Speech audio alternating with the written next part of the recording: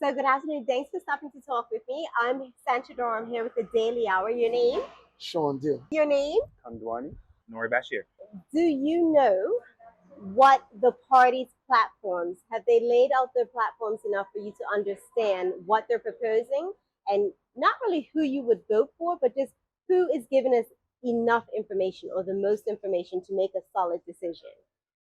Yeah, well, I would have to say that PLP has given me the most information Mhm. to make an informed decision.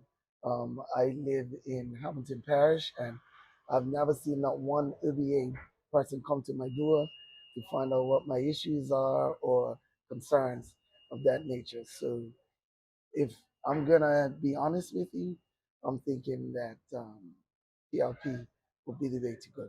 How do you feel about the education system, where we're at and where we're headed, especially with the article that was mentioned today in the Royal Gazette about not having enough signature teachers for the Cedar Bridge Academy? Unfortunately, it's not surprising, but Hmm. I do think that there's been a lot of change recently, and it was welcome change, needed change, Hmm. but I don't feel it's been managed effectively. And the article today was evidence of that. So once they get better with the management of the education system as a whole, Hmm.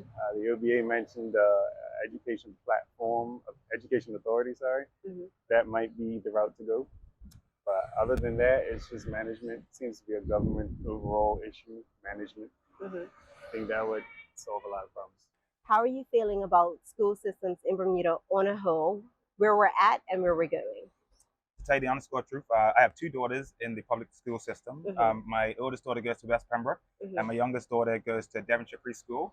And my personal opinion of both of those schools, of which I have a more intimate attachment, they are phenomenal. The teachers are amazing. The administration is great, and the parent-teacher committee is Hmm. just phenomenal. Now, what I see going on in the public sphere, Hmm. with the amalgamation of schools, I understand because of the shrinking population that we have to make some changes.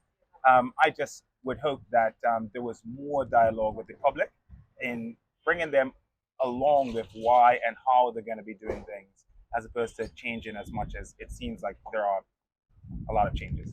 They're having a by-election today, and they have this movement of the independents that are coming about. How do you feel about that? With the party politics, I'm bigger on that side because the independents, they can represent that one constituency, but they can't really represent Bermuda as a whole. They have opinions, and if they get voted into the House, Hmm. they can stand up and speak on one side of the opinion of what they have personally. But ultimately, it's the party that's going to make the, the best decision based on a whole. So if you ask me about independence, independent Hmm. uh, MPs coming into the House of Parliament, I would say I'll have to go against that.